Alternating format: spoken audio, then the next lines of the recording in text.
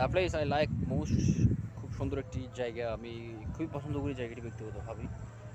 শীতলক্ষ্যার তীরে নারায়ণগঞ্জের সামনে হচ্ছে যে পিছনে শীতলক্ষ্যা নদী, তার উপরে ভেসে থাকা স্থির ঠায় ভেসে থাকা ভেসেলগুলো। আর এই লোকেশনটি হচ্ছে যে আবার ছোট মেম্বার অফিসের এখানে এখানে একটা কনস্ট্রাকশন আন্ডার ওয়ার্কিং। তো আজকে প্রায় এনে দুবার আসা হলো।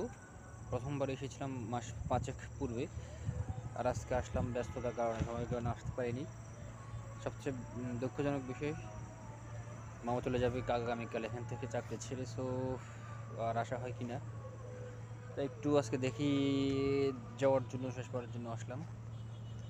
খুব ভালো লাগে জায়গাটা আমার, আসলে ঠান্ডা শীতলক্ষা। আমি যে জায়গায় থাকি ওখানে এত বেশি দূষণ, ধুলা বালি, ময়লা, মানে রাতে নিঃশ্বাস ফেলতে পর্যন্ত কষ্ট হয় ধুলাবালির কারণে। আর কি আর বলবো, মশার কথা সেটা তো আপনারা মাঝে মাঝে যে ভিডিও দিই সেটা দেখলে অনেকটা বুঝতে পারেন।